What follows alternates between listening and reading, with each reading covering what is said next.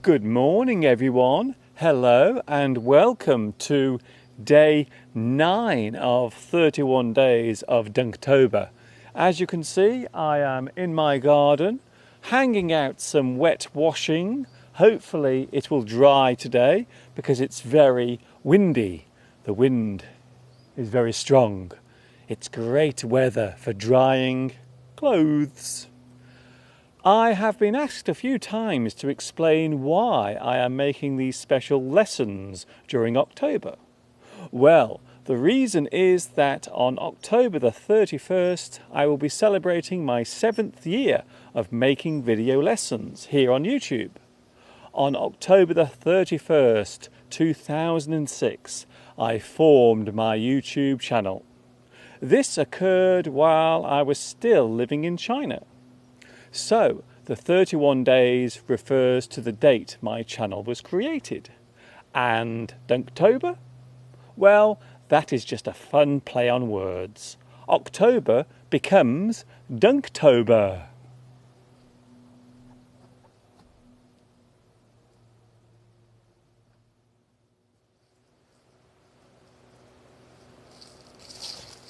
I thought today we would look at some idioms, as they always help to liven up a sentence. Today's first idiom is off the cuff. This idiom refers to a comment or something that has been said with little or no preparation. The thing said has not been thought out.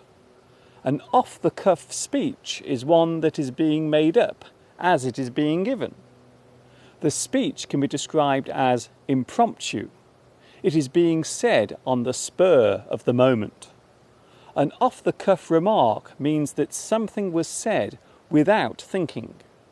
Sometimes an off-the-cuff comment can get you into a lot of trouble. The phrase refers to the cuff found on the end of a shirt sleeve.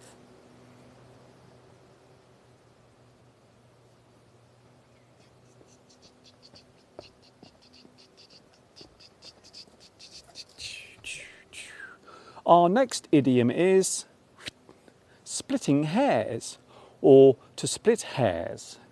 If someone is splitting hairs, then they are arguing or complaining about something small and trivial. Oh, how you just love splitting hairs. If you split hairs, then you actively look for something small and trivial to complain about. He always wants to split hairs about the food. If someone is losing an argument, then they might start splitting hairs so as to try and win. Another great phrase is nitpicking. This means that you are focusing on the small faults of something and being overcritical. A fussy person will always find fault, even if there appear to be none. Oh, what a nitpicker!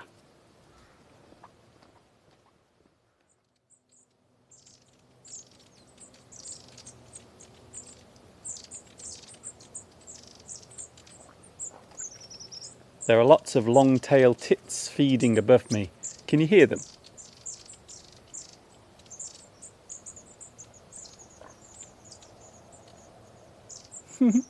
How lovely. Today's final idiom is heads up.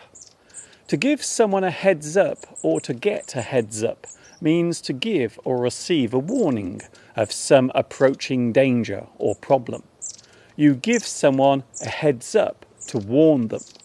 You give them a chance to react before an event occurs. You can give a heads up to one or more people. If someone helps you out by giving you a warning, then you can thank them for the heads up. Hey, thanks for the heads up yesterday. If someone did not warn you, then you might say, hey, a little heads up might have been nice.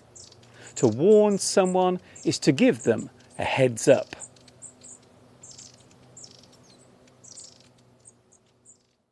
Wee, wee, wee. That is almost it from me for today. Just before I leave you, yes, it's time for some special hellos. A big hello to Joanna, Lucas, Albina, Ranjith, Bostani, Fadli, Agnes, Nano, Nail, Thinzar, Hanain, Ashwini, Rauni, Nada, Slawek, Christos, Alexandra, Enrica, George, Patrick, Giuliano, and a big happy birthday to Wedgedan and Howder.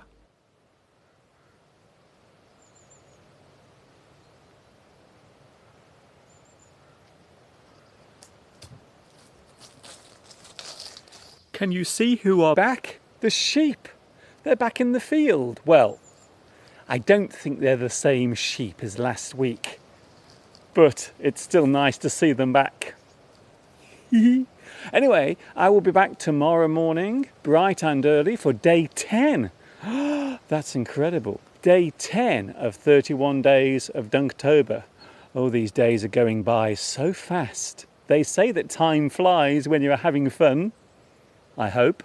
I will see you tomorrow morning. This is Mr. Duncan in England saying see you tomorrow and ta-ta for now. Ta-ta, sheep.